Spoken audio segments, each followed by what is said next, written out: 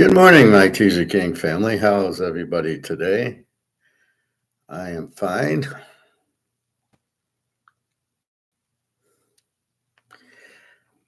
So Daria is at the hospital. She's there till Monday. Hopefully she's okay today.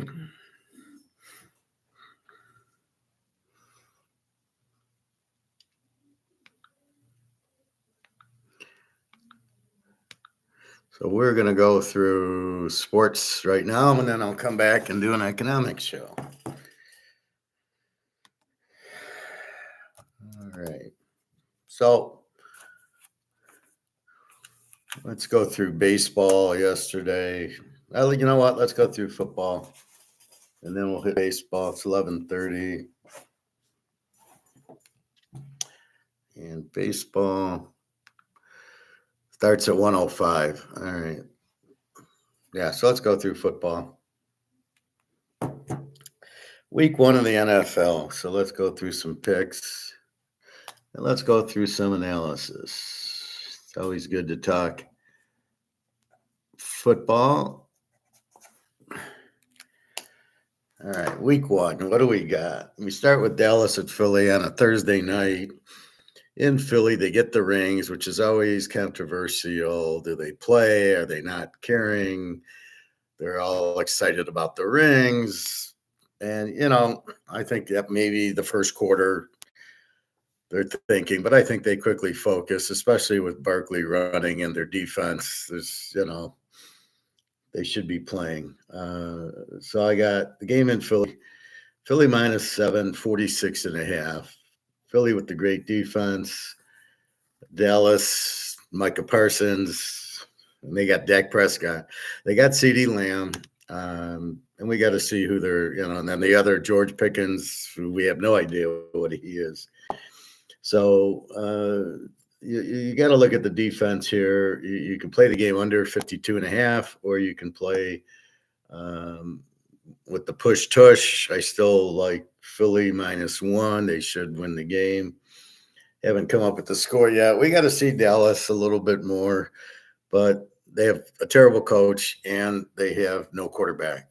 And that's when it gets down to, not that Hurts is great, but they got Barkley to neutralize Hurts. A.J. Brown, okay, and good line, and the push tush. So if they get close, they'll push it in. Again, the stupidest rule I've ever seen, how it's passed. And what's with the vote? Who's in charge? Isn't the commissioner in charge? And the commissioner should say, this is a stupid rule. How'd the rule even get in there? They had to vote it in, I would assume, because it's not football, it's rugby. So, again, Philly, okay, if you are a believer that, it's week 1 and they're getting the rings and gosh darn it, they're not going to play as strong as they can, then I suggest you go under 52.5, as Philly's defense should hold Dak Prescott with his 2 interceptions down. So maybe go under, or Philly -1. KC San Diego on a Friday in Brazil. God knows what the hell they're doing there. KC, the Super Bowl team, as long as you got Mahomes and Kelsey, they got a good defense and Spagnuolo, and they brought in 3 or 4 draft picks because they had to let a few guys go because this is the NFL. The 70s Steelers could never exist now because there'd be way too many. You couldn't sign Jack Lamb, Ham, and L.C. Green. Oh, Lambert's up. Oh, wait, Mel Blunt's up. Oh, wait, Lynn Swan's up. Franco's up. I mean, you couldn't afford them all. And this is what I don't like about this whole salary cap and paying quarterbacks $40 million. Now you want to pay. I'm hearing this Hutchinson on the Lions. They're going to pay him $40 million for a defensive end. Unfortunately, it's monopoly money, but that's crazy. Hey, David, Knicks are done. Yeah, they look done. Real D, how you doing? Good morning. Happy Memorial Day. The Knicks, this is why they were do or die yesterday. Now they're down 0-2. Indy's going to win one of the 2 games in Indy. So they'll go up 3-1 at worst. I don't think they'll sweep them, but they'll go 3-1. The next do or die game is the game 3. They go down 3-0. It's all over. So look for them to play better. But I just think Indy has the matchup on them. I don't think they can guard this Halliburton guy who's all of a sudden he's Magic Johnson, a superstar. So we will see about that. But anyway, let's go through football. So we'll get to basketball in a minute, but yeah, it's this is why the psychology. But the team's got to be even. How is Indy better? And how does New York beat Boston? And then they can't even win at home against Indy. Shows you how good Indy is. But then you wonder why Indy was such a bad record and not a 1 or 2 or 3 seed, and yet they're this good. That just doesn't make sense. All right, so KC 2.5, 44.5 to San Diego in Brazil. Will the travel bother them? They're on the West Coast, and I think Brazil's more West Coast. You get Mahomes at 3.5. You got to bet that anytime, even if they're getting beat. San Diego doesn't really have the offense to blow you out, and without Bosa, and I'm not sure if they have Khalil Mack. I think he's still on the team for one more year. But you got Harbaugh to deal with, who's a real bad coach. And, I'll take Andy Reid and Spagnuolo any day over that. I'll take Mahomes over Herbert, and both teams' defense kind of equal each other out. Total 44.5. I like the game under 50.5. San Diego, ball control defense. Mahomes is really ball control and defense. He'll hit Kelsey on these 15-yarders, but he's really, it's not this high-scoring, fast-break team that it was with whatchamacallit on there, Tyreek Hill, right? They don't have Tyreek Hill. They have some other guys worthy in that, but they're really not anything special. They're fast, but it doesn't mean Bob Hayes was fast and Skeets Nehemiah was fast, but doesn't. You hit them around a few times, and they're not so fast anymore. You give them a blindside shot to the head, and they're like, oh, shit, right? So I'll take a Lynn Swan type over these fast guys any day. So I like KC getting the 3.5, and I like the game under 50.5 as two strong defenses. Week 1, so Mahomes does play in the preseason. Herbert won't because they're afraid he might get hurt. This league is getting weaker and weaker. He needs to work, and then you've added you've changed running backs, and you got Lance McConkey, but I don't know that you got another receiver. And KC with Kelsey, and they lost in the Super Bowl, so they got a little grind to pick. I mean, they were a little bit upset about that. So look for KC to kind of be on a little fire this year, even though they went 16-1 or 15-2 last year.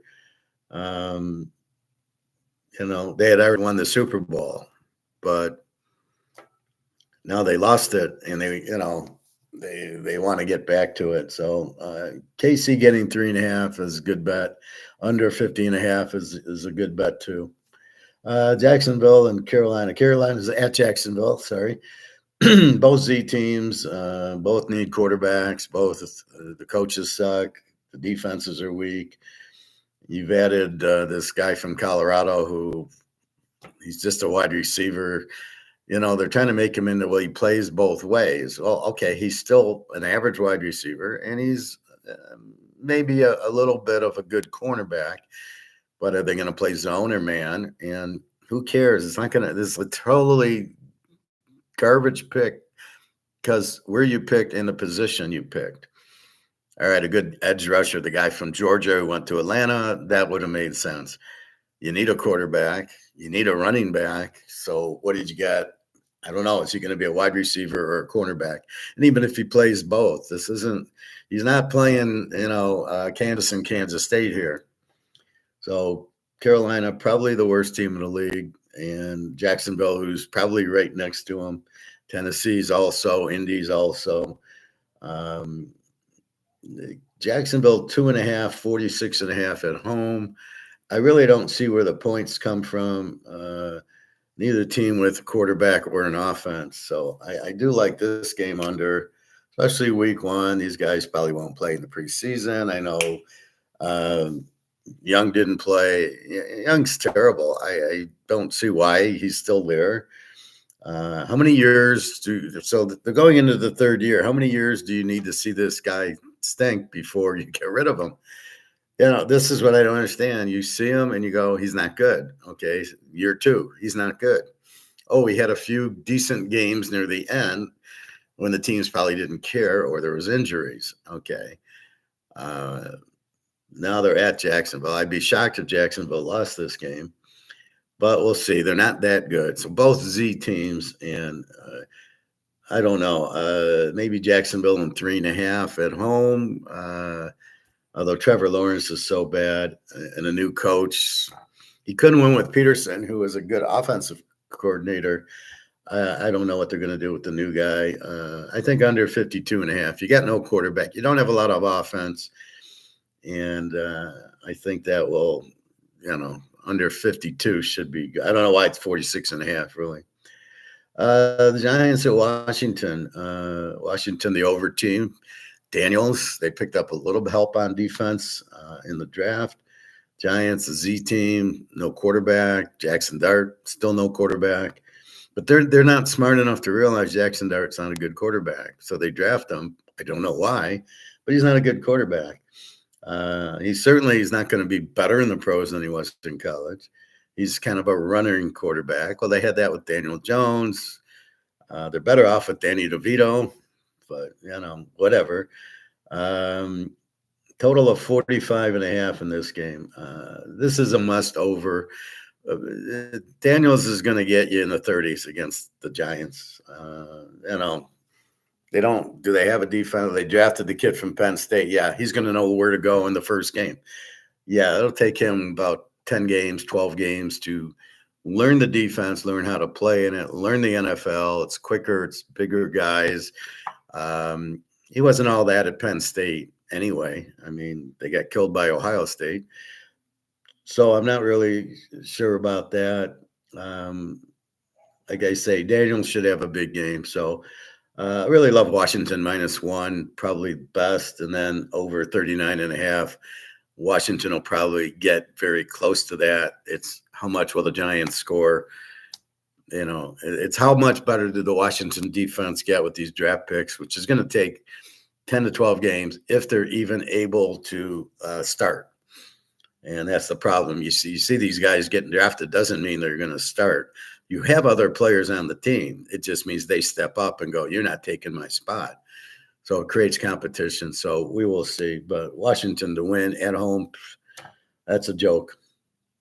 Pitt and the Jets, Pitt laying 3, 39.5. This should be a low scoring game. Even with Aaron Rodgers, if he is the quarterback of Pitt, still be a low scoring game. The Jets, probably, they're right there with Carolina and Jacksonville, and Tennessee is the worst team. Pitt added some defense, added a running back, and DK Metcalf, but they don't have anybody to throw the ball to DK Metcalf. I mean, even if it's Rodgers, he doesn't know Metcalf. If it's not Rodgers, what's it going to be? Will Howard? He's going to light it up. He's not a bad quarterback, but he's got to learn the system. You always got to learn the system. That's why it takes. You really should watch the first month and then maybe get in. Like Penix, I thought they got in too late. I thought after 8 weeks he should have been the starter, not 12. I thought that was really bad. And then they missed the playoffs by 1. But Penix looked really good. So here with Aaron, I wouldn't take Pitt plus the 3. I think this is a defensive game. I like the under 39.5 to 45.5. I don't know how you take Pitt as a road favorite, and you certainly can't play the Jets. Who's their quarterback? Fields. Oh my God. Yeah, he looked really good at the Chicago, and then he looked even better at Pittsburgh. I mean, all he does is run. They said he can't float the ball in, so he throws it on a line. But if you're behind the defense and you got to kind of throw an arching pass, he can't do it. Yeah, that's my quarterback. Are you kidding me? So I don't know how you take the Jets here, but we'll see who Pitt's quarterback ends up being. But they at least have Will Howard. Arizona, New Orleans. Interesting. Arizona laying 4.5, 41.5. Kyler Murray. Harrison is terrible receiver. Can't do a back shoulder fade. Really? They didn't work on that at Ohio State. A back shoulder fade. So you have kind of a weak offense with just Kyler Murray. Defensively, they're always weak. But New Orleans, who's their quarterback? Jay Kaner should be. I don't know. He got hurt, but he's just out a month, so he'll be back in July. Um, Spencer Rattler is terrible. He was terrible in college.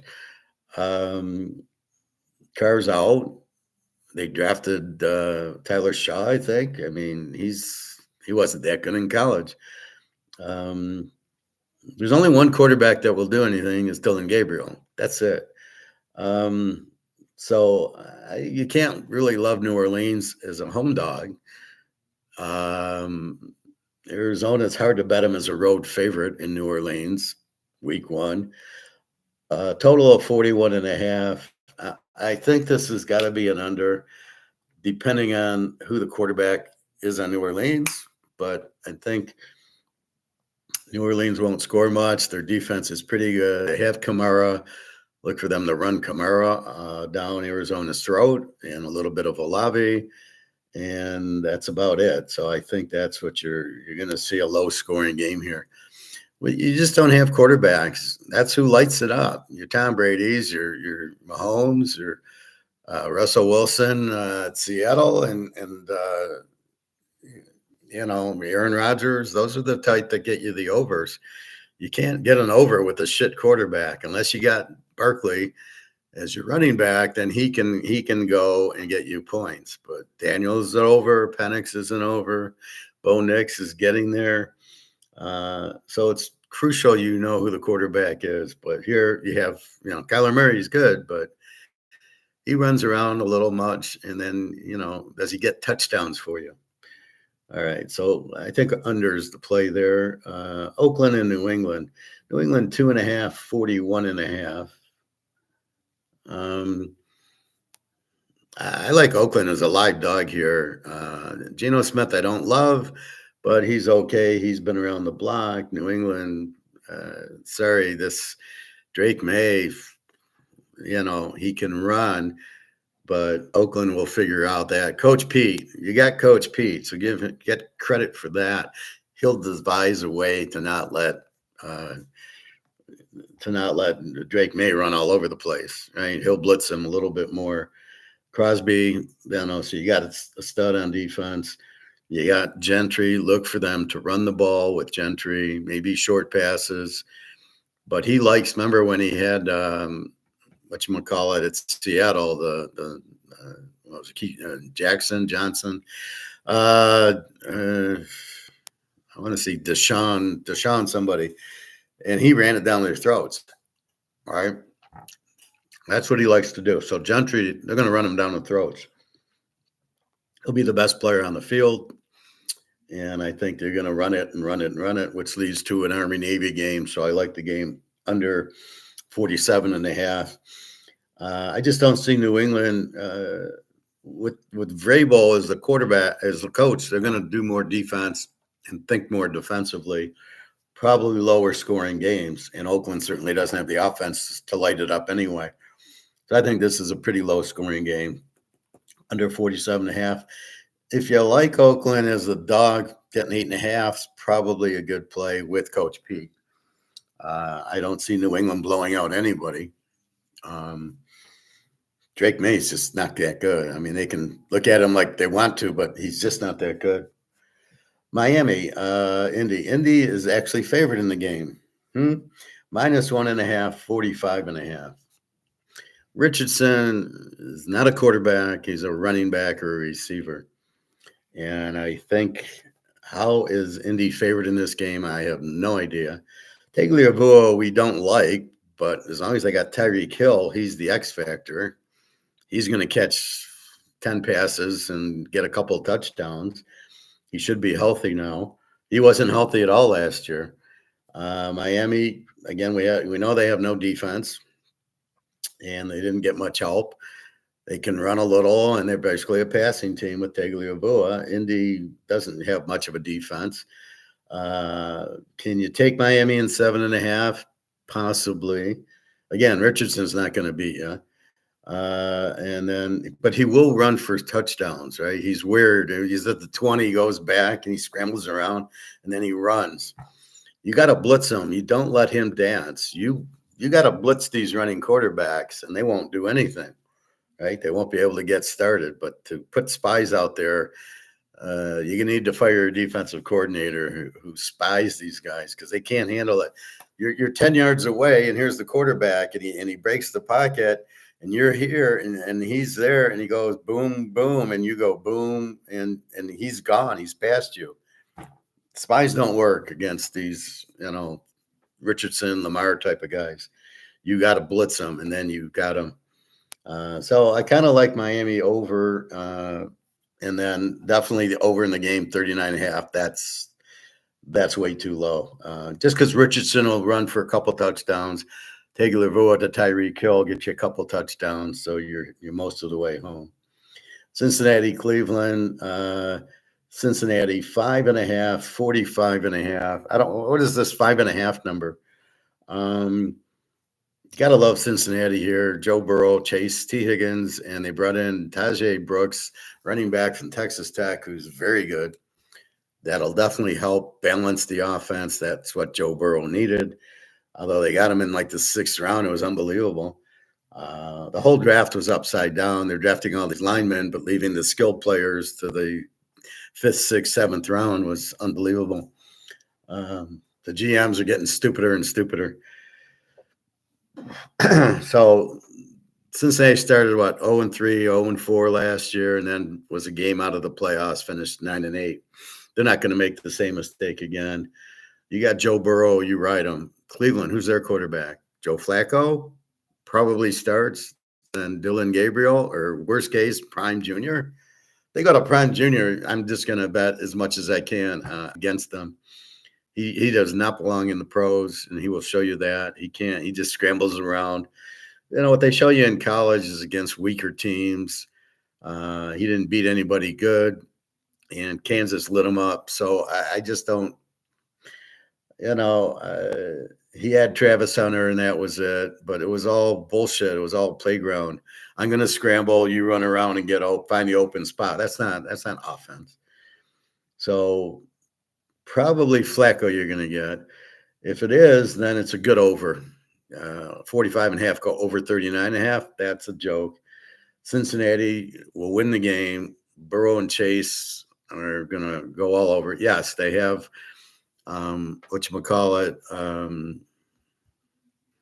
their linemen. Jesus, sometimes I can remember, sometimes I can't.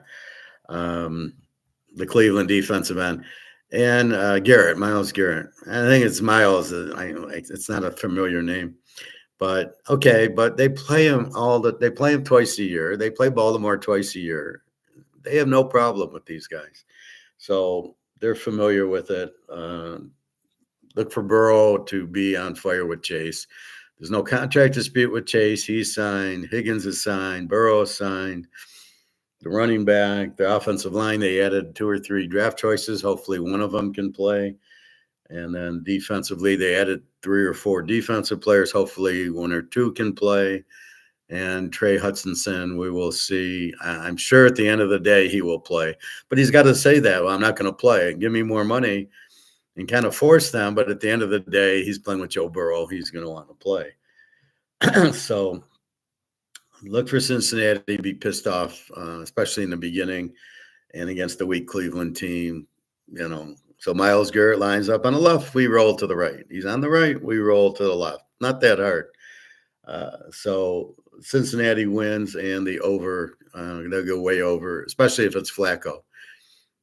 If it's Prime Jr., we just bet Cincinnati. If it's Flacco, we bet over. If it's Dylan Gabriel, I think it's too soon for him, but probably if he's that good, he's a good quarterback. We can go over. Tampa Bay, Atlanta.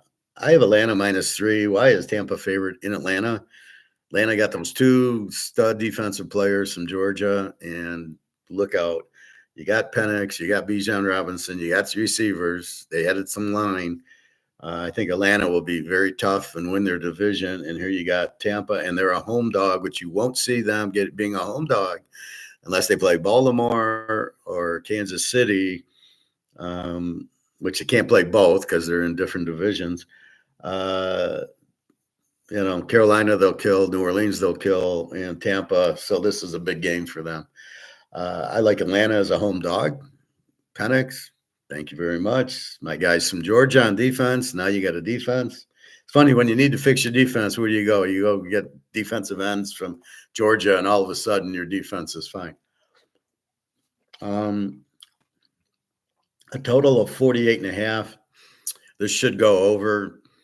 Penix, a very, very accurate quarterback. He's a real quarterback, not like Lamar.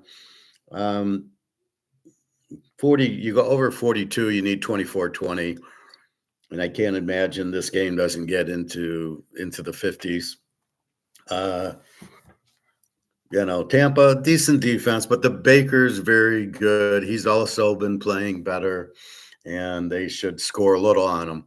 So I don't think Atlanta's defense is going to be, a 10. I think it'll be a 20. And Tampa's in the mid-20s. So this should get points. So I like the over, and I like Atlanta as a home dog. You're starting Penix, and he's played a few games, so we know what he is. He's another superstar. The Niners in Seattle. The Niners 1.5, 45.5. It's all up to McCaffrey. If he plays, take the Niners. If he doesn't play, take the under. Seattle, I do not like the coach. I do not like Sam Darnold. He got lucky. He had Justin Jefferson. Against the Lions, he didn't show up. Against the Rams, he didn't show up. Blitz Sam Darnold, he won't show up. What's the Niners going to do? They added like 3 or 4 defensive draft picks, and the way they draft, they'll be good players. And they did lose. They lost Deebo Samuel, but they have Purdy, and they have McCaffrey, and they have Kittle, and they did draft a wide receiver. So look for the Niners to ball control with McCaffrey and play the tight, strong defense that they play. Seattle is a mess. No receivers, good running backs, no quarterback. Darnold blitz. The Niners will blitz Darnold. They saw the films. They got a very good defense when they play. They finished poorly. Look for them to be pissed off this year. So them and Cincinnati got a little revenge on their mind. I think the Niners in 4.5 is a good play as long as McCaffrey's playing. And if he doesn't, then I really like the under 51.5 because their defense will be stingy. Darnold, they'll blitz. Darnold, all right. He had a few good games for Minnesota, but, it was mostly Jefferson who bailed him out. So we got him here with Smith Najima, who's not very good. You got rid of Lockett. You got rid of Metcalf. What are you doing? Your defense stinks. And I don't like your coach. So this is definitely an under. That's the way I'd play it. If McCaffrey plays, I would then tease Frisco to plus 4.5, and that's a joke. Tennessee at Denver. Denver, another Z team. Cam Ward, another bust. He never was. He had a decent year at Miami, but it was a wide open run offense that he's not going to get at Tennessee. They're certainly not going to run that offense in the NFL. It will never work. So he's got to be a pocket passer. We saw that at Washington State. He sucked at Washington State. So Denver, Bo Nix, you've added some running, you've added some line play, you've added some defense from a team that is already getting good. You got a great coach, Sean Payton. Bo Nix, not a problem. He's coming on. -7. I love -1 at Denver against Tennessee. Cam Ward, you got to be kidding. He'll probably he'll be like CJ Stroud, run around and not do anything.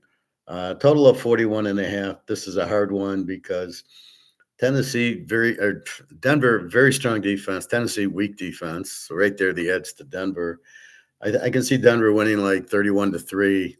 But the key will be Denver -1 over. Do we go over or under here?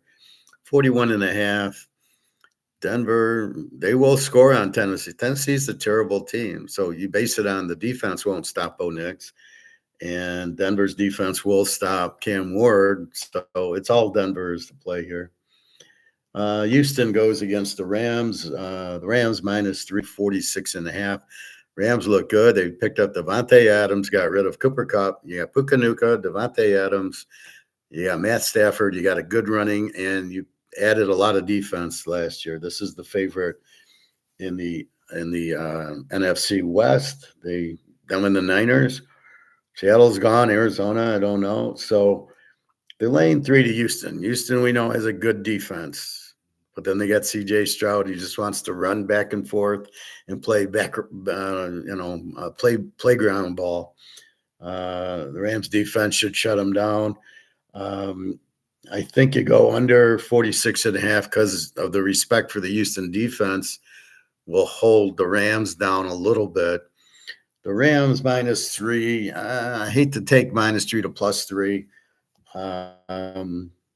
In this situation, I think the keys, the Rams have a good defense. C.J. Stroud won't do anything here. He's not really that good. And then Houston's with the defense should keep the game low, and the Rams will run, and they have their defense. I think it's 2 pretty good defensive teams. Stafford with the huge edge at quarterback, and they can run. Devontae Adams, they'll get him in the mix, and Puka Nacua, nobody can guard. So I think the Rams win by 10, and I think unders to play here, 46.5, because of the Houston defense. They won't let the game get out. Detroit at Green Bay. Green Bay is 1.5, 49.5. Now, Detroit loses both coordinators. The coach isn't very good as a coach.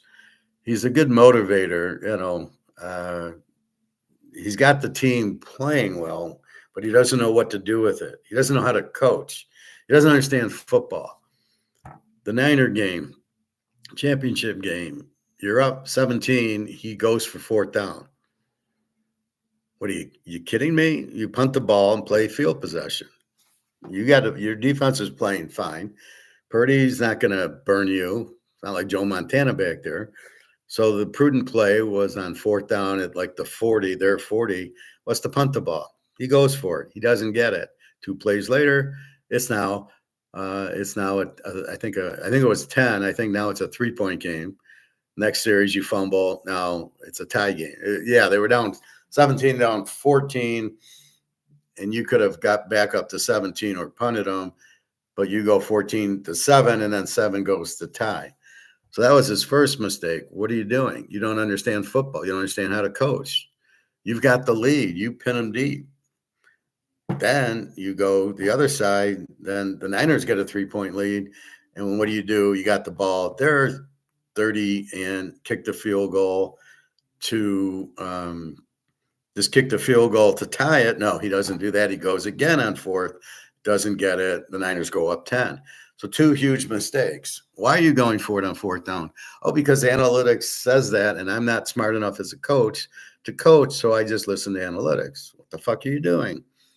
This is my point. And then the Washington game last year, what are you doing? You should run it down your throat. No, you put the ball in Goff's hand. We know Goff chokes in big games, especially playoff games. And what does he do? Throws 4 picks and a fumble and a pick 6 just before half.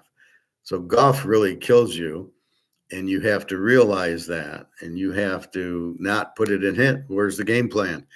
And then you watch Philly give it to Barkley for 200 yards rushing, and they put up 50 points. You should have put up 50 points running the ball down Washington's throat. So this is where Detroit is their biggest lack, is their head coach, good motivator, terrible game coach. Can't understand, doesn't understand art of war.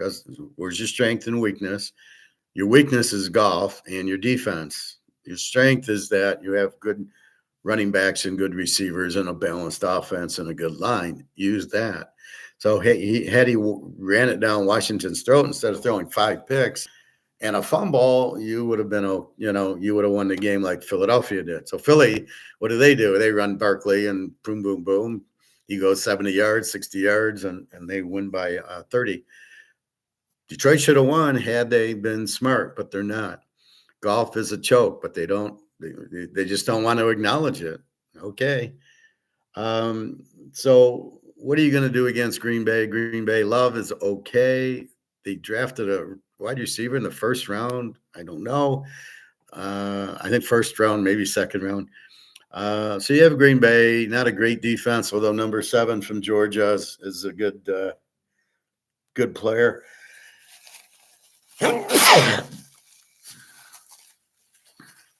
Their coach is a good offensive coordinator, good offensive coach. So I think Detroit still doesn't have a defense. Hutchinson will be nowhere near ready to go. He breaks 2 things in his leg in October. Cam Rising in the Rose Bowl hurt his knee, and he was out for a whole year. He tried coming back in September, and the doctor kept saying, remember, no, he's not ready, he's not ready, he's not ready. Do you think Aiden Hutchinson is going to be ready to play football a whole game and not lost a step? You're out of your mind. You break your leg in 2 places, you're out for over a year. And that would be at least October. And this is going to be the end of August. So I don't smell what he's cooking. So you're not going to be good. Your defense sucks anyway. Now you have a new defensive coordinator. I didn't think your last one was any good. Your offensive coordinator was smart enough to just run balanced offense. He's on to the Bears, so we'll talk about that when we get there. So now you got a new offensive coordinator, and it's not plug and play. This Ben Johnson came from nowhere. This guy has never been an offensive coordinator before. So he's just going to walk in like it's no problem. I think what happens is he can't call the plays. Goff just says, fuck it, we'll do these plays. The offense will just take over and run their own plays. So I see Detroit scoring and no defense, and I see Green Bay scoring. I don't love Love. I think he's overrated. I thought you had 5 or 6 good receivers, which apparently you don't. You have a good running back, the guy from Oakland, but I don't see your defense stopping Detroit, and I really don't see Detroit stopping Green Bay in Green Bay. So I like Detroit as a dog, but I'm a little leery of the new coordinators and the fact they don't have defense. The kid they got from Ohio State stinks. He's a defensive lineman. He's a tackle. What's that going to help you with? And he wasn't very good at Ohio State, so I think that's a wasted pick. I think he blew that pick.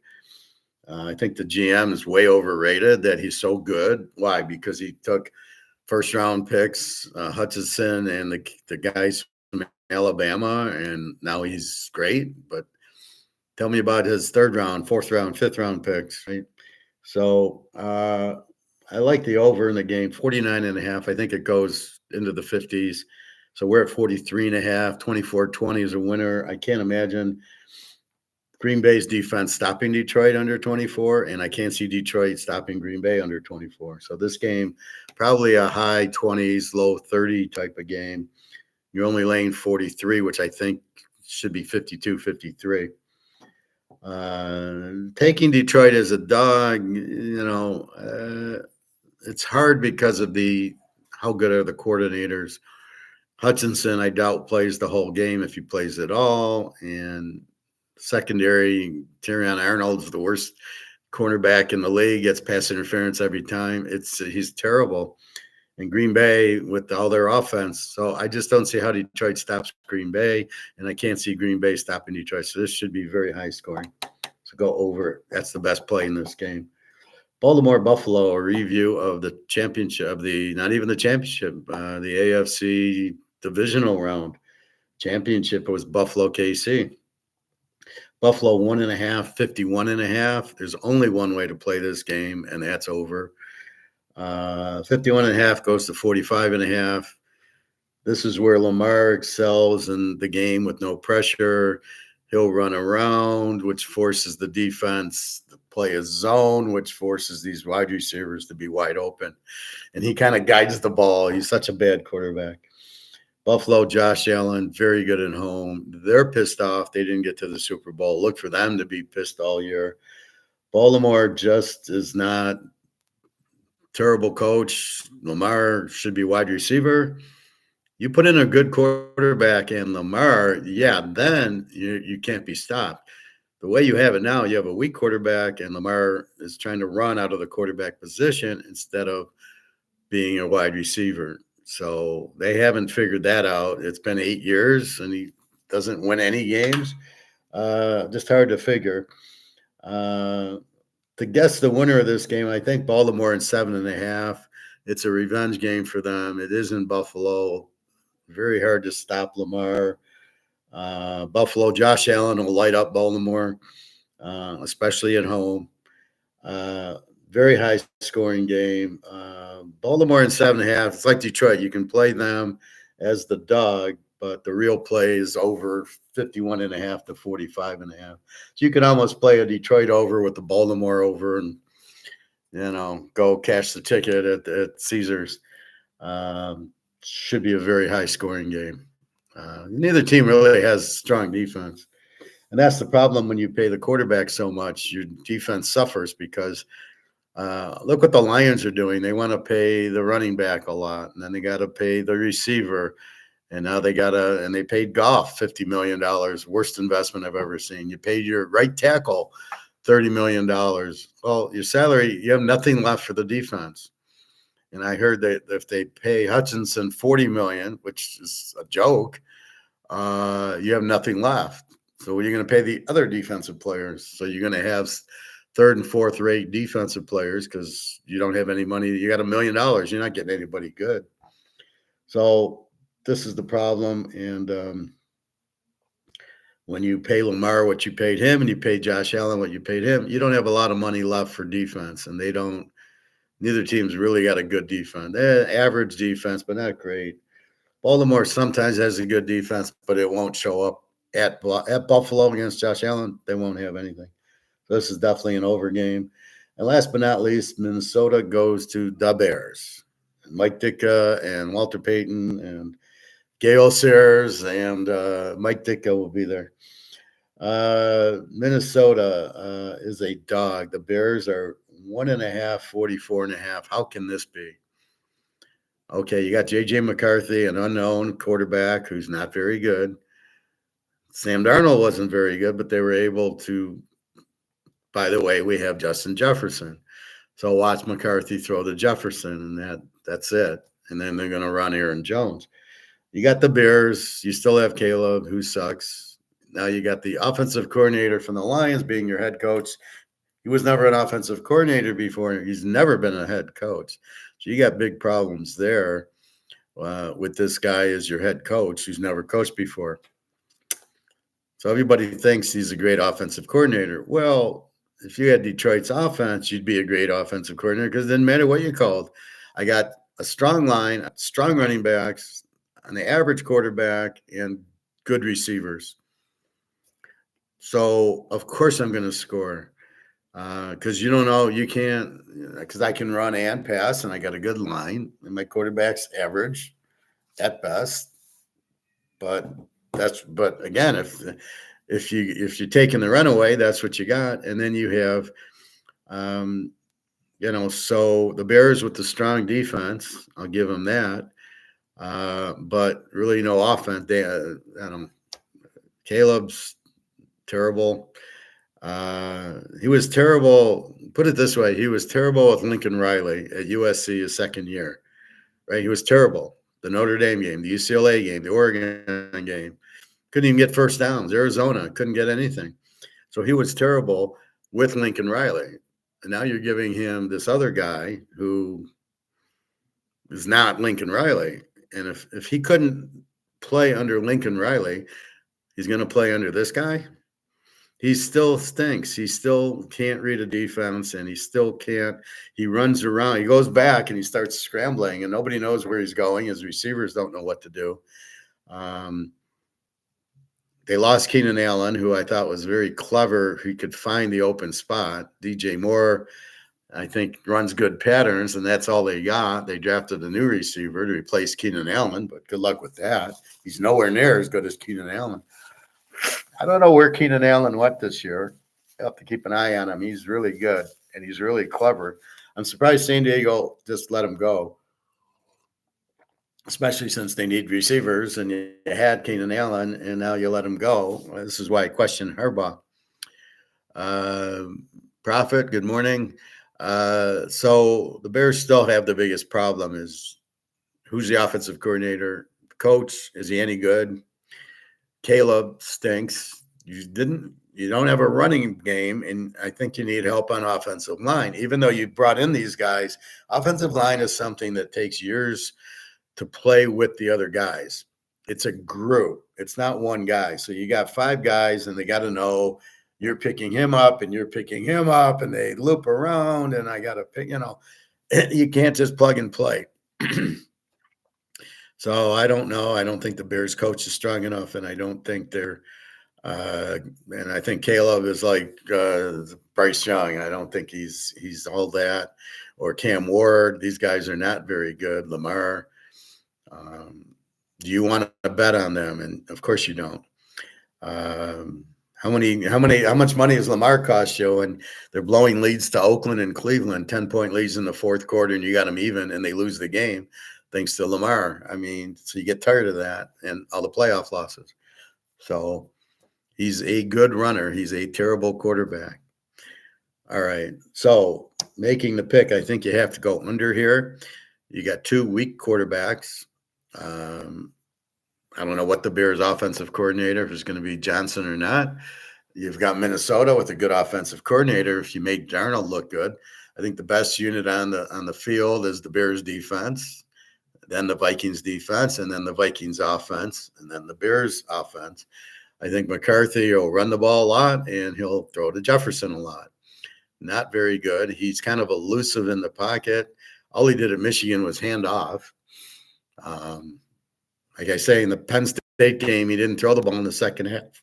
That's not a good quarterback in a big game and a tight game, and he's running. So he was more of a game manager and handed off. Minnesota,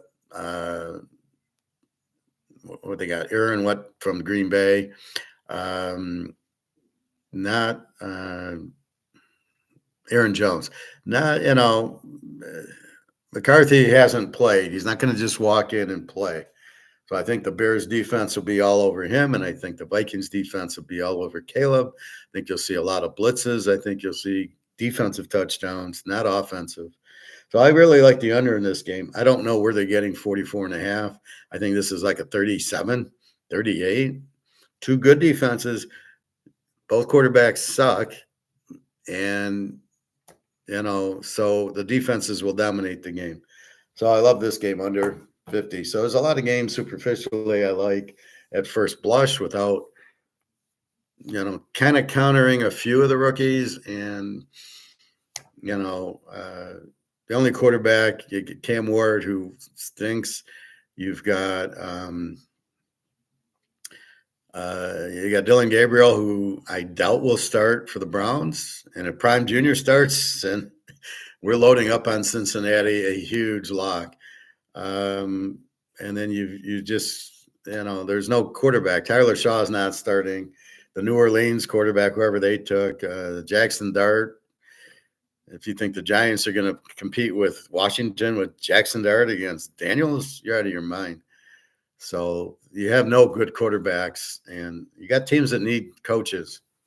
So there you go. That's your week 1 of the NFL. I know we've been waiting for it. It's hard to go into week 2 or week 3 because you've got to see the preseason, the injuries, and really how these teams play in week 1. You got to watch the game, and you've got to learn the team. Cincinnati, we got Joe Burrow. We got Mahomes. We got McCaffrey at the Niners. We got Stafford. How is Cam Ward? Lamar stinks. Tua stinks. So you got to realize, but you got to be able to read it non-emotionally. That's what I do very well. I look at Tua and go, look at Cam Ward. Everybody, oh, he's the number one pick. He'll be great. Da, da, da. He's not very good because you got to watch him at Washington State where he sucked. He goes to Miami and they change the offense and he's good. And the ACC sucked last year. He did lose two big games, the Syracuse game. Now he put up a lot of points, but he didn't win the game. So that's week one in the NFL. I wanted to get that kind of separate. I know you guys like it and I like it too. And let's go to baseball today. All right. So let's look at yesterday's action and see how he did.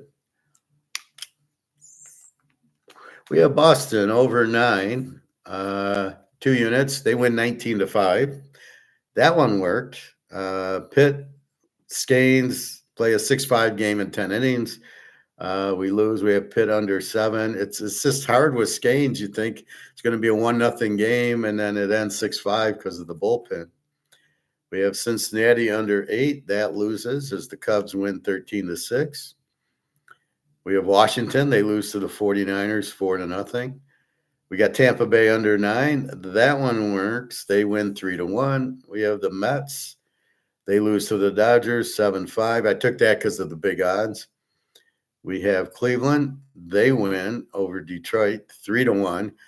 Go figure out Detroit. They'll score 10 runs in one game, and they get 1 run against Tanner Bibby, who's not even – I don't even think it was Tanner Bibby. I think it was Slade Solonsky.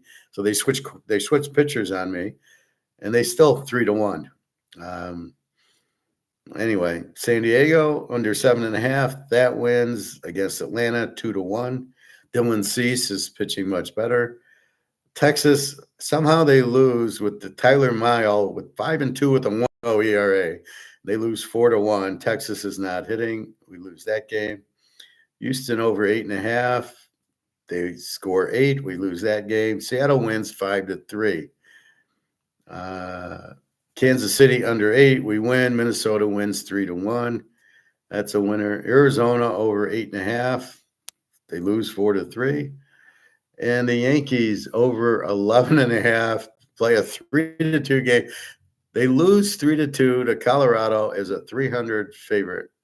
Do we think that game was maybe fixed a little? How does the Yankees score 2 runs in Colorado and lose 3-2 as a 300 favorite? Really? That's why I went over. I didn't want to lay the 300, and they lose anyway to nobody. Unbelievable. We have California. They win over Miami 7-4. California is really hot. They beat the Dodgers, and now they keep it going. And then Philadelphia they win 4-3 over Oakland, another 300 favorite. So we have a decent day in our picks. We hit Boston. We lose Pitt. We lose Cincinnati. We lose the Mets. We win Cleveland. We win San Diego under. We lose Houston over. We win Kansas City under. So we go 1-1, 1-2, 1-3, 3-3, 4-4. It's like I say, and it's all based on the pitching, the starting pitching, and the 1.5 ERA against the 7, and we're losing half the games. It's like, what? Unbelievable. Let's look at the NBA. We had the Knicks in a must-win game, losing 114-109. Indy now leads the series 2-0. Now, it wasn't a lock, but it was a struggle. I wanted Indy at first, and I was hemming and hawing, and it was basically the Knicks needed the game, so I thought they'd win, and they lose again. And now you're in big trouble, and game 3 – you now have at Indiana, and it's a must-win for the Knicks, but they just had a must-win in game 2 and didn't win. So how good is Indy? I think it's a matchup problem with the Knicks, so this will be a tough one. OKC, Minnesota. OKC is now starting. They've learned how to win in the playoffs. They are now up 2-0 at Minnesota. The spread's OKC 2.5, 218.5. This is do or die for Minnesota. That's all I don't like the game because the correct plays Minnesota, but I don't really want to go against OKC here. So this is a toss-up type of game. I guess we'll try Minnesota because if they go down 3-0, the series is over. That's the logic of the bet. OKC probably beats them. So it's really, it's kind of a no bet, but I think Mini has to win. I think they're okay. But OKC, all of a sudden, they got this guy who's the best player in the league who nobody's ever heard of. What college did he go to? Who knows? Who is this guy? Profit. Do you make future wagers on the NFL, Professor? Well, on games, I don't like, how many games they're going to win. I can kind of do that logically, but it's very difficult because you don't know about injuries. So let's say you take Kansas City to win 10 games and then Mahomes gets hurt. And I don't even want to say it. I don't want to jinx him. You're fucked. So that's the problem with futures. Denver, I would have made a fortune on last year because I know Bo Nix was better. Daniels, I would have made a fortune on, and I would have made a fortune on betting against the Bears. So that's where my talent lies, is looking at, here's the quarterback, he sucks. Cam Ward, I wouldn't take 10 of the worst team in the league. If we rank these teams, and let's look at the Z teams. Carolina, a Z team. Jacksonville, a Z team. The Giants, a Z team. The Jets, a Z team. New Orleans, we got to see who the quarterback is. Hayner, they'll be okay. Oakland has definitely improved with Coach Pete and Gentry. So don't forget you got Coach Pete. New England, Graybolt, a big addition, and then Drake May stinks. Miami's struggling, and Indy's a W type of team. They're not very good. Since he's probably back to an over team, they need a defense to be an A team.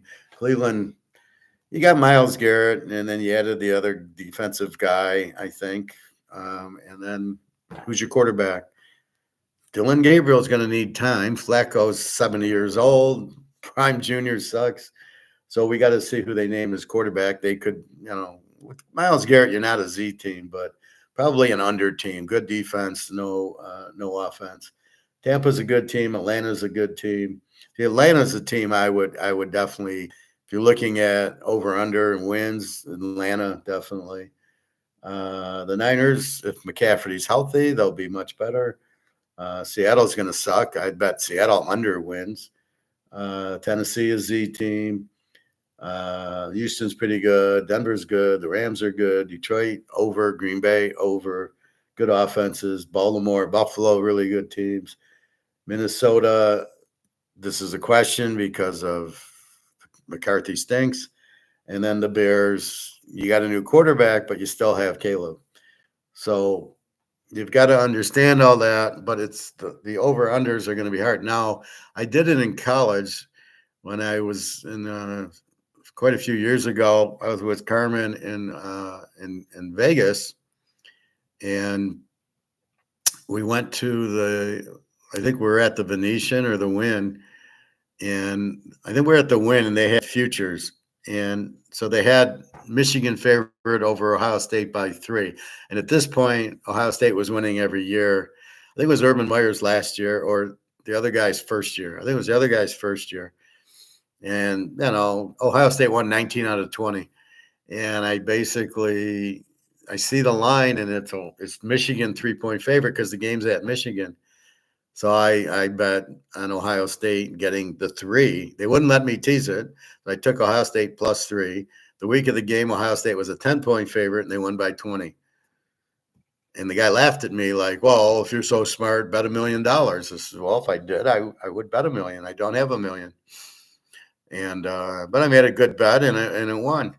And so that's the type of futures I like, is when they fuck the line up. Because I can give you the line to every game at this point. I can't give you the line.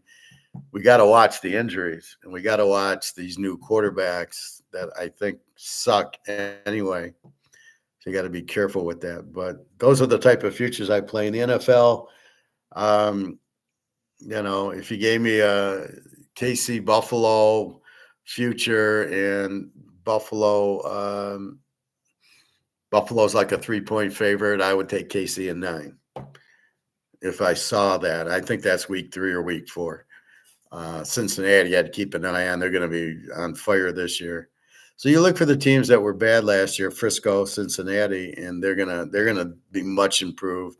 Too much pride with Joe Burrow. He doesn't like to lose. The Niners, see, Purdy's not like that, right? Joe Burrow is the best, and if he loses, he's embarrassed. He wants to win, as does Mahomes. That's why Mahomes wins. Josh Allen, Lamar's not like that. Lamar's a goof. I question his IQ. He just is not very intelligent, and he doesn't care if he wins or loses. He's counting his money, unfortunately. So you never see him all upset after a loss and, we're going to win, and he's all fired up. You never see that. He's kind of goofy. So that's what I would look at, right? But again, it's hard because of the injuries. So you really, oh, wait, Lamar's not playing. Well, I can't bet Baltimore, right? Or I can't bet the game over. So I will bet it, but pretty much I just wait for the week of the game and then analyze it and unload on it. All right. So again, tonight, OKC, Minnesota, OKC 2.5, 218. I don't really know what to do with it. Minnesota's in a do or die. Are they good enough to beat OKC? And I don't think so. But this is the game that I would bet Minnesota. They have to win it. And, the first two were at OKC. So we understand them losing. So again, like the Knicks, I got to play Minnesota and hope that but it's going to be the same game game 3 in Indy Mini. Indy's going to be a big favorite at home, and the Knicks are down 2-0. The Knicks had to win last night, and they couldn't do it. That tells me they can't handle them. Mini loses at OKC. Okay, it's at OKC. Now this will be key. So I think we'll take Minnesota tonight, but very, very small. All right, baseball. That answer your question, Prophet? All right, let's go. 524. 105, it's 12:35. So you got a half hour. Baltimore at Boston. Baltimore 110-9. Zach Eflin, 3-2 with the 508. Hunter Dobbins, 2-1 with the 362. I think you got to go over again with Boston. Boston over 9. We'll go 2 units. Boston scored 17 runs yesterday in a football game. So the Orioles stink. So Boston should win, should be high scoring. KC goes to Minnesota. Minnesota 127.5. Michael Waka, 3-4 at the 286 against Zebby Matthews. 0-1 with the 12. So we're going to go KC. Again, this is what we did yesterday. And it just doesn't matter. We went 4-4, even though this is the type of games we're betting a 286 against the 12, and they're losing. And you're like, how the fuck can this happen? So we'll take KC. We'll see. Arizona, St. Louis. St. Louis, 127.5. Merrill Kelly, 5-2 with the 326. Matthew Libertari, 3-3 with the 292. What should be an under game. So we're going to go under 7.5 with St. Louis. Profit, yeah, the thing I don't like about futures is you have your money tied up for 4 or 5 months. Well, it depends on the bet, but yeah, I agree with you. It's okay if it's tied up if it's going to win. You have it tied up in stocks, you have it tied up in CDs, real estate, or what are those things? REITs, real estate trust. So it's okay to have your money tied up, depending on what you want to use it for. But it's football. It's hard because you're waiting on. You're hoping no injuries, right? So that's the other problem. You get an injury and you're screwed if you go over. If you get under, you're hoping for the injuries. So that's really what you have. So it's difficult. And a lot of them, I don't know how good a bet they are. Anyway, the odds probably suck. So, yeah. But it's okay if you're going to win. But, if you don't really know, you probably shouldn't make the bet. Milwaukee Pitt. This was a 6-5 game in 10 innings with Scanes. I don't know what to say here. Milwaukee 102, 8.5. Quinn Priester 1-2 with the 4.66 goes against Mitch Keller 1-6 with the 3.88. I'm going to go over with Pitt. I can't trust the pitchers. So when I look at the game now, I can't bet a 4.66 or a 3.88 who's 1-6. So I can't bet under because you got two bad pitchers. So you assume an over. It's only 8.5. So again, I don't know. The Niners against the Redskins, good game. 1983 championship game that with a bullshit call on Ronnie Lott. The Niners 158.5. Kyle Harrison 0-0 with the 3.38 for the Niners. Jake Irvin 3-1 with the 3.88 and 8.5. We're going to go under Washington under 8.5 just because neither team can hit. The Yanks in Colorado. The Yanks are minus 325. However, there's a reason. We got Max Fried 6-0 with the 1.29. Kyle Freeland with an 0-6 with the 5.68. If the Yankees don't win this game is fixed. You got Max Fried against Freeland with the 5.68. I can't go over. So the best play here, I'm going to take the Yankees for 5 units, and I'm going to take the Yankees under 10.5. I'll play that for 2 units. Well, you've got to figure Max Fried's going to shut them out. The Yankees aren't going to score 11 runs on their own. So Max Fried for the win, right? And then you double down that there won't be 11 runs scored because Colorado's not going to score any. We will see. Seattle at Houston. We got Ric Flair for Seattle. Brian Wu, 5-1 with the 2.65. Framber Valdez, 3-4 with the 3.57. Seattle 105, 7.5. I think we go under with this with Ric Flair. Seattle under 7.5. We'll go 2 units. Valdez 3-4 at the 3.57, so it should be a low scoring game. The Cubbies in Cincinnati, this was a high scoring game, even though you had I'm wondering if the pitchers got changed yesterday. I got Colin Ray 3-0 with the 2.38 against Andrew Abbott 3-0 with the 1.80. That's probably why I went under yesterday. So I'm wondering if they changed pitchers. So this is Cincinnati under 9, 3 units. A 2.30 and a 1.80. There should not be a lot of scoring. Why is it 9? I don't know, but both seem to be starters. I know Colin Ray is. They're both 3-0. San Diego and Atlanta should be a very good game. San Diego 105-9. Michael King 4-2 with the 2.59 against Grant Holmes 2-3 with the 4.01. Very close game. I think we go under San Diego under 9. They're not hitting like they were. Manny Machado, a 300 hitter, and there's the other guy from Boston. Texas, Chicago. Texas lost with their ace. You got Texas 168.5. Jack Leiter 3-2 with the 4.25 against Jonathan Cannon 2-5 with the 3.76. Texas has not been hitting. The White Sox cannot hit. We're just going to go under 8.5. It's crazy. Baltimore, Boston. This is game 2. We don't have pitching, so we'll skip it.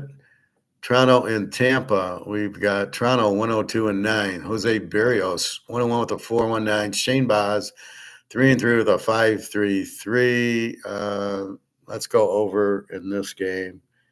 Toronto over 9, no bet. The Dodgers and the Mets. The Mets with their ace lost to the Dodgers yesterday, who did not have a good pitcher. So this is very confusing. The Mets 128.5. Tony Gonsolin 2-0 with the 4.05 for the Dodgers. David Peterson 2-2 with the 2.86 for the Mets.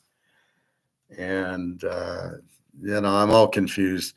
And this is what happens with baseball. You start looking at the last game, and it was a high-scoring game. You go, I'm going to bet over.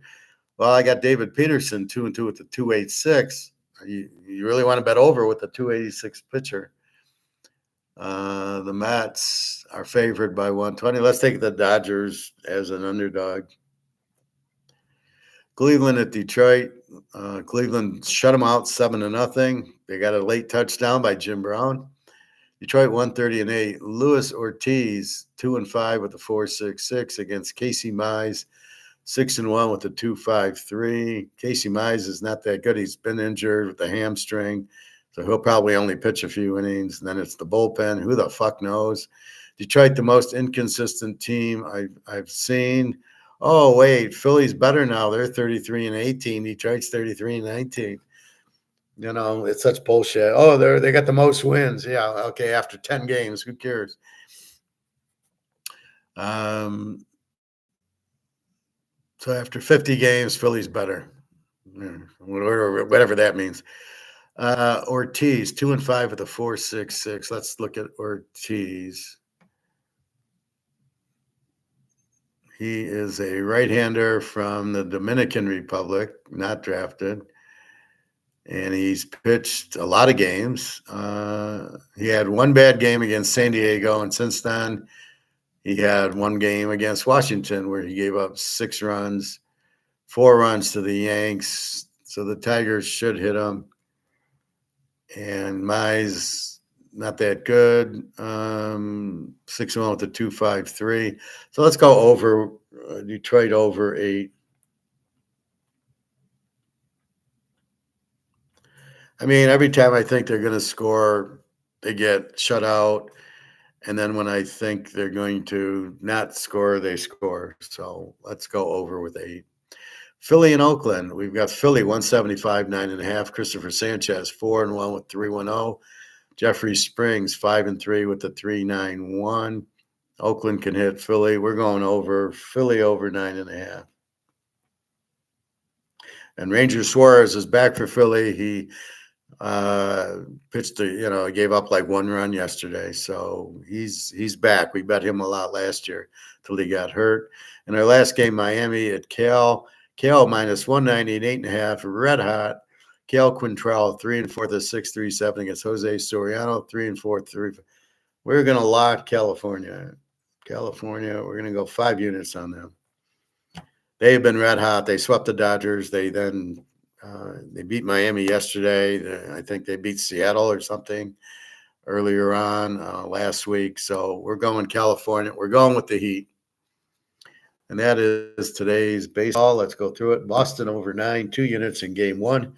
Kansas City, St. Louis under 7.5. Pitt over 8.5. Washington under 8.5. The Yankees lock 5 units. You got Max Fried on the mound. We got the Yankees under 10.5, 2 units. Seattle under 7.5, 2 units. Cincinnati under 9, 3 units. San Diego under 9. Texas under 8.5. Toronto over 9. LA, Detroit over 8. Philly over 9.5. And California, our second lock, 5 units. The plays, California, 5 unit. The Yankees, 5 units. The Yankees under 2 units. Seattle under 7.5, 2 units, and Cincinnati under 9, 3 units. That's it. No matter what I can do, even if I find 10 games, I cannot go 10-0. Football is much easier. I got to have 5, 6 strong games in football week 1 already. Denver, Cincinnati. I mean, it's a joke. That's your baseball today. Basketball. Very slight Minnesota, but again, they have to win. They're at home. They're down 2-0. It's a little different than the Knicks, who are 0-2 losing at home. They're not the better team, so I think Indy might just sweep them. If the Knicks couldn't win yesterday, they're not going to go to Indiana and win. However, Minnesota lost at Oklahoma, so they could win at home and tie the series up. They have to, so we will see if they can. But OKC's getting their legs together. They're a little nervous. It's the playoffs. Now that's gone. Now they will probably win it all. I can see them against Indy, and I just really don't know how good Indy is. All right, so that is your sports. I'm going to end it, and I'm going to come back with economics in 10 minutes. I have a story in the locker room talking to a Keynesian vampire. Oh, my God, this was exhausting. But it gave us insight into what these idiots are thinking. But I want to do that separately, and we'll look at our gold and our bricks and our COMEX and our normal suspects. Gold did end up at 33.57, so it's on its way to 35. And well, the Keynesians think the central banks are the key to things because they can print more money so we can expand, and they don't see the central bank as causing wars and inflation and depressions. They don't understand it at all. So we're going to have a good talk on that. Anyway, that's your game. So football we covered, and baseball. Any questions? Please ask. Football. We got to see the preseason. College. Yes, you want college. I'll go through week one once I see the schedule, which is probably out. And but we've got to identify who the quarterbacks are. I believe the best I heard, Joey Aguilar, who was at App State, is now the quarterback at Tennessee. And Uglia Buglia's brother, Magago, left Tennessee, and I don't know where he stunk. Joey Aguilar is very good. He should be a high draft pick. So we will see. They're also touting the Indiana quarterback, but I don't know how good he is, but we'll see. And in the NFL, that Kevin Rourke from Indiana is very good. I mean, you know, it's all you hear about is Prime Junior, and this guy is outstanding. So the variables that we must look at, which is what separates us from the animals who bet. How are the coaches? How are the new quarterbacks? Did the draft, how did that change the variables? The quarterbacks changed the variables. So Cam Ward changed the variable on Tennessee. Going from Will Levis to Cam Ward, I think, is the same thing. Levis might even be better. He's a better runner, I guess. I don't know. I don't get where Cam Ward is. Cleveland, Houston, CJ Stroud, Tagovailoa, they're not that good. Lamar.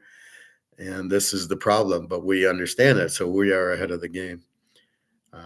So we'll take a look. I brought out new cards. So I bought a quarter ounce of gold yesterday. Cost me $9.25 Canadian, and it would have cost me $9.65 American. And I kind of said, well, why would you buy the American one? Gold's gold. I'm looking at it look how gold's priced.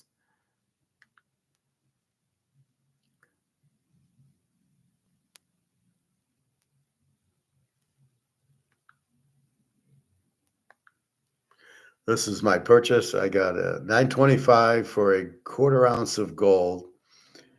I went to buy 10 ounces of silver, and the guy doesn't have quarter ounces and half ounces often, but he had some. And I'm weighing $400 for silver for 10, 12 ounces versus a quarter ounce of gold for 9.25. And I have a weakness for gold. What can I say? So I bought this. And happy I did. $9.25 quarter ounce, $9.65 for the U.S. What is the difference? Gold is priced $30.57 for an ounce of gold, not for an ounce of maple leaf versus American. Well, if that's the point, what are we doing here? Why is the Canadian worth less than the American when it's a quarter ounce of gold? So that's my theory. So I bought the quarter ounce. So I was happy I did.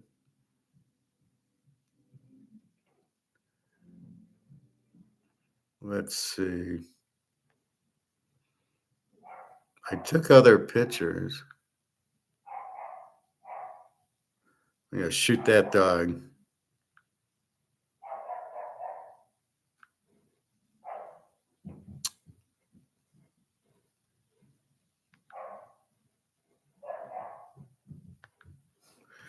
Okay, here is what he had.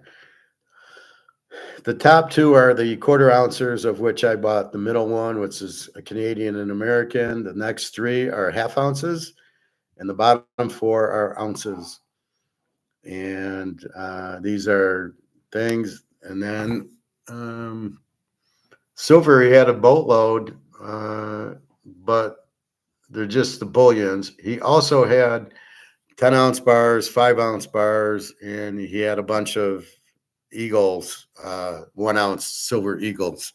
But I don't even look at them because an ounce of silver is an ounce of silver. So that's what he had at the store. So I still want to get the 10 ounces of silver because it's a no-brainer. All right. Here's his sheet. Spot was 33.65 when I got there. Silver 33.50. This is how he values it. 1 ounce of gold is spot plus 110. So it was 34.75 for an ounce. His half ounce is 1985. He's spot plus 18%. And then the quarter ounce Eagle was 967. And then his tenth of an ounce was 386, but he didn't have any of those. And then his Buffalo 34.75, same as the Eagle. The Cougaran is 34.35 or $40 cheaper. The Maple Leaf at 34.50 and the bar at 34.35.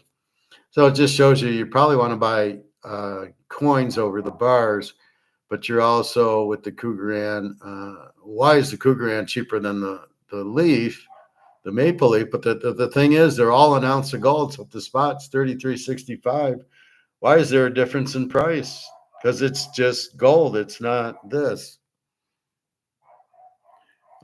Silver is spot plus 2. So 35.50. This is the real joke. 35.50 for 1 ounce. And then the 10-ounce bars, which he had, are spot plus $1.75. So these are 352.50.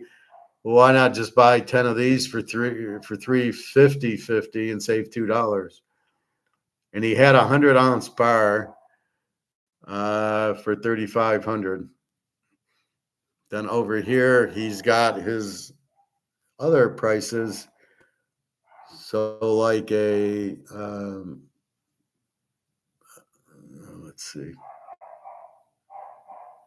Here he's got his 1/10 ounce gold maple is 366. The quarter ounce maple 525.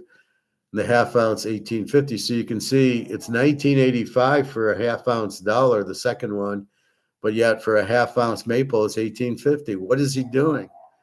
Quarter ounce again 962. I got it for 925, but the tenth of an ounce is the same. So his pricing doesn't make a whole lot of sense. This is why I will buy the Maple Leafs every day over the Eagles, because it's an ounce of gold is an ounce of gold. That's what the price is, an ounce of gold. That's it. So again, I can go back for the 10 ounce. I can go back for the 10 ounce of silver and I know it's going to stay until July 1st. It'll be $32, $33. And I don't care if I get it for 32 or 33. The dollar is not an issue. This is $1,000 silver I'm getting for $35. But not working, it's a little difficult to buy ounces of gold, but that's why I bought it at $1,700. And that's why I put it on my credit card. I needed to get it before it went up, and now it's $33.60. He's selling it for $34.50. I got 2 for $34.50 when it was $1,700. That's the method to my madness. Now I just want to add, so silver is the buy because it's still sitting at $35. It should be at least $350, $400. The gold's going up, but it's about to explode. So you still are getting it dirt cheap, and you get as much as you can. It is adding to your collection, which I will get to part 2 later on about the guy in the locker room. Okay, my new cards. This is 1983 Montana, beautiful condition. This is his third-year card. There was an 81, the 82, and this one. But I like this set. I got another Brady rookie card that is numbered out of 399, Pacific in his Michigan helmet. This looks like an all-star game. So that's what we got. Bobby Orr, you ought to like that. Very good condition. A little bit off center in the back, but I don't know that that's as meaningful as the front. You can see it's left to right, but when you look at the front, it's even. So I don't know how that happened, but this is a very good condition card. This is his second or third year. And you notice it says place the stamp. You're not supposed to place the stamp. That'll ruin the card. So I'm glad that they didn't place the stamp. And our last card for you hockey guys, Bobby Hull, 1970, I believe. I have Orr in this, and I believe Phil Esposito. But just to have a Bobby Hull card. A little bit off center, as you can see. So maybe it's a 9-0C or something. The condition's always good. I wouldn't buy cards with bad corners. And again, that's as centered as I could find. So, and you can see all his little stats. So that's really why I get into math, is looking at that. And look how he played for Chicago all the years. So those are our new cards to have fun with here. And anyway, so that's this class. Let's go on to economics and this talk with the vampire in the locker room. So I'm coming back for that video. I just want to break it because I know everybody wants the football. And so I want to keep that separate so you can see it. And that's the first thing I did. So that's the point. So I'll be back in about 10 minutes if we can shut the fucking dog up and come back with that more just strictly economics. Although you can certainly ask baseball questions or whatever. All right. Have a good day, everybody. Happy Memorial Day. And I will be right back. It's 1 o'clock and within 10 minutes. All right. Ciao, everybody. Have a good day.